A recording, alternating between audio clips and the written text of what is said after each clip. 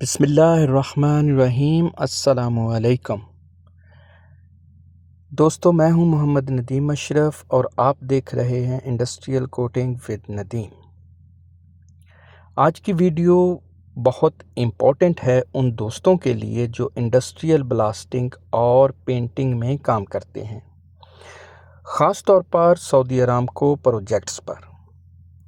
आज हम बात करेंगे अब्रेसिव ब्लास्टिंग के लिए इस्तेमाल होने वाले एयर रिसीवर टैंक, जिसको हम सर्ज टैंक भी कहते हैं, के टेक्निकल स्टैंडर्ड के बारे में। हम स्टेप बाय स्टेप कवर करेंगे कि अरामको के मुताबिक एक परफेक्ट टैंक का डिज़ाइन और मेंटेनेंस कैसे होना चाहिए। तो सबसे पहले हम स्टेप 1 की बात करते हैं। स्टेप 1 में हम देखेंगे मैन्युफैक्चरर और एज़मी स्टैंडर्ड।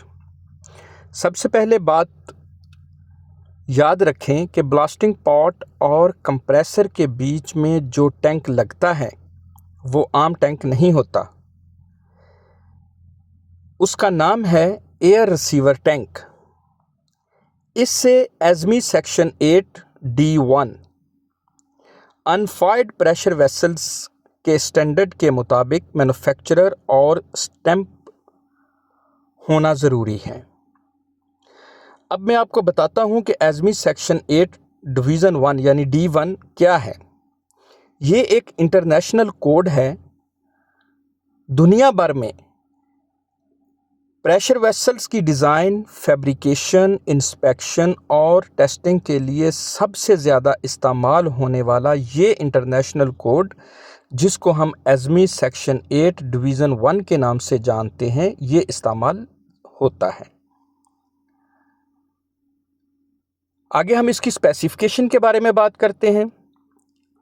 जैसा कि आपकी स्क्रीन पर स्पेसिफिकेशन नज़र आ रही है कि ये एयर रिसीवर टैंक जो है ये 1600 CFM होना चाहिए, यानी CFM क्यूबिक फीट पर मीटर। ये हवा और गैस की वॉल्यूम यानी उसकी क्वांटिटी को नापने का एक यूनिट है। और इस एयर रिसीवर टैंक की बॉडी का जो डायामीटर है वो 20 इंच और इसके स्टील की थिकनेस जो है वो 6 mm होनी चाहिए। ये बेसिक रिक्वायरमेंट्स हैं सेफ्टी इंश्योर करने के लिए। अब मैं आपको बताता हूं कि जो नेम प्लेट मैन्युफैक्चरर से लगाई जाती है उसके ऊपर जो लिखा होता है, अब हम वो डिस्कस करेंगे। ये नेम प्लेट जैसा कि आप स्क्रीन पर देख रहे हैं, इसमें लिखी हुई मालूमात का मतलब ये है, यहाँ पर आप नेम प्लेट देखिए तो सर्टिफाइड बाय करके लिखा हुआ है। मतलब ये कि वो कंपनी जिन्होंने इस टैंक को डिज़ाइन और मैन्युफैक्चरर किया है। आगे आ जाएं उस प्रेशर के बारे में, जो कि 1.379 मेगापास्कल एट 50 डिग्री सेल्सियस।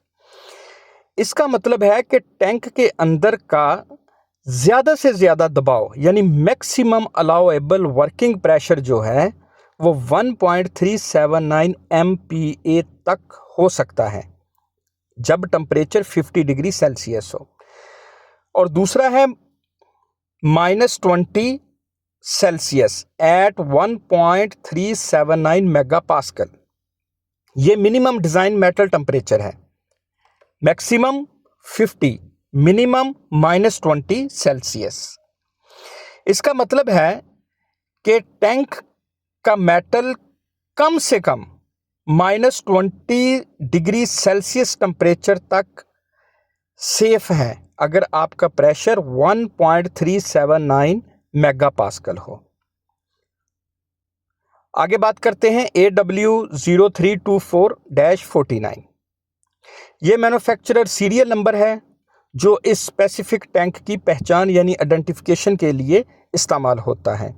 उसके बाद इसका वो 2025 ये ईयर है कि इस 2025 को उस साल में ये टैंक बिल्कुल तैयार हो चुका था।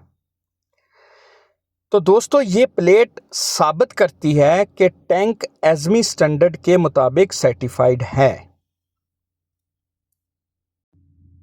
अब हम बात करते हैं स्टेप नंबर 2। स्टेप नंबर 2 में हम जो कवर करेंगे वो प्रेशर रिलीफ वाल्व्स और कपलिंग, यानी कपलिंग में इनलेट और आउटलेट।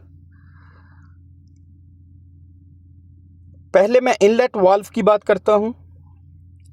कंप्रेसर से आने वाले एयर के लिए 2 इंच का इनलेट वाल्व होना चाहिए, और दूसरा जो आउटलेट वाल्व है वो 2 आउटलेट वाल्व्स 1.5 यानी 1.5 इंच के होने चाहिए। इसके अलावा 2 एक्स्ट्रा आउटलेट वाल्व्स 3/4 इंच के होने चाहिए। एक ड्रेन वाल्व होता है जो टैंक के बॉटम में लगाया जाता है, वो होता है 1.5 इंच का। वो ज़रूरी होता है ताकि ब्लास्टिंग प्रोसेस के दौरान अगर पानी या मॉइस्चर वगैरह उसके अंदर जमा हो जाए तो वो उसको आसानी से रिलीज़ किया जा सकता है। ठीक हो गया। ये थे वाल्व्स और कपलिंग के बारे में। आगे बात करते हैं जी स्टेप नंबर 3। स्टेप नंबर 3 में हम हाइड्रो टेस्टिंग और इनिशियल इंस्पेक्शन के बारे में बात करेंगे। अरामको का स्टैंडर्ड है कि टैंक बनाने के बाद ये जब इंस्टॉल करते हैं हम साइट पर या फैब्रिकेशन में या ट्रक के ऊपर जिधर दूसरे इक्विपमेंट पड़े हैं, तो उससे पहले इसका हाइड्रो टेस्ट होना ज़रूरी है। अब हाइड्रो टेस्ट होने के लिए इसको जो हम प्रेशर देते हैं वो 250 psi प्रेशर देते हैं, और ये प्रेशर कब तक देते हैं, ये हम 30 मिनट तक इसको टेस्ट करते हैं। 30 मिनट तक इसको प्रेशर देते हैं।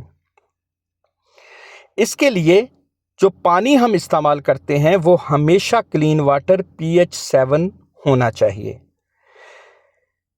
मैन्युफैक्चरर की तरफ से दी गई एम्बिएंट टेम्परेचर पर टेस्टिंग की इंस्ट्रक्शन को फॉलो करना लाजमी है। यानी हाइड्रो टेस्टिंग और इनिशियल इंस्पेक्शन में सिर्फ ये चंद चीज़ें जो आपने याद रखनी है। एक तो प्रेशर 250 psi का होना चाहिए, 30 मिनट के लिए उसको होल्ड रखना चाहिए, और उसके अंदर जो पानी यूज़ करते हैं वो क्लीन वाटर pH 7 होना चाहिए, और जो मैन्युफैक्चरर की तरफ से एम्बिएंट टेम्परेचर है जिस पर आपने ये टेस्ट करना है वो एम्बिएंट टेम्परेचर बिल्कुल ठीक होना चाहिए। अब बात करते हैं जी स्टेप नंबर 4, एनुअल रीवैलिडेशन और सेफ्टी। सिर्फ इंस्टॉल करना काफ़ी नहीं है, एनुअल इंस्पेक्शन बहुत ज़रूरी है। हर साल आपको टैंक का विजुअली इंस्पेक्शन यानी यूटी टेस्ट, जिसको हम अल्ट्रासोनिक टेस्ट बोलते हैं, वो करना ज़रूरी है। हाइड्रो टेस्टिंग और MPA यानी मैग्नेटिक पार्टिकल टेस्ट, ये लाजमी है जो आपने हर साल इसको करवाना ही करवाना है। आगे आती है वेरिफिकेशन। इन तमाम टेस्ट के सर्टिफिकेट सऊदी अरामको के इंस्पेक्टर को सबमिट करना होंगे ताकि वो इसको वेरीफाई कर सके। ठीक है जी। आगे वाल्व्स और गेजेस वगैरह। आपके प्रेशर रिलीफ वाल्व्स और गेजेस हर साल टेस्ट होने चाहिए और उन पर एक्सपायरेशन डेट का टैग होना चाहिए। बिना वैलिड टैग के इक्विपमेंट इस्तेमाल करना वायलेशन है। गेजेस है, प्रेशर रिलीफ वाल्व्स है, कोई भी वाल्व है, सेफ्टी रिलीफ वाल्व्स है, इसके ऊपर टैग होना चाहिए, कैलिब्रेशन टैग, और सर्टिफिकेट भी आपके पास मौजूद होना चाहिए। जब इंस्पेक्टर आके पूछता है तो सर्टिफिकेट और कैलिब्रेशन स्टिकर जो होता है, टैग जो है, उन दोनों को वो वेरीफाई करता है। तो दोस्तों, ये थे वो पॉइंट जो सऊदी अरामको के स्टैंडर्ड के मुताबिक, अगर आप सेफ्टी प्रोटोकॉल फॉलो नहीं करेंगे तो साइट पर इंस्पेक्शन फेल हो सकती है। हमेशा रिकॉर्ड को मेंटेन रखें और कैलिब्रेटेड गेजेस का इस्तेमाल करें। अगर आपका कोई भी सवाल है related to air receiver tank के बारे में तो आप कमेंट्स लाजमी कीजिएगा। वीडियो को लाइक कीजिएगा और शेयर कीजिएगा। हमारे उन दोस्तों के साथ जो as a crew supervisor, blasting और कोटिंग एप्लीकेटर्स हैं, लाजमी शेयर कीजिएगा और अपने चैनल को सब्सक्राइब कीजिएगा। अपना बहुत सारा ख्याल रखिएगा। इंशाल्लाह मिलते हैं किसी और टेक्निकल वीडियो के साथ। इजाज़त दीजिएगा। अल्लाह हाफ़िज़।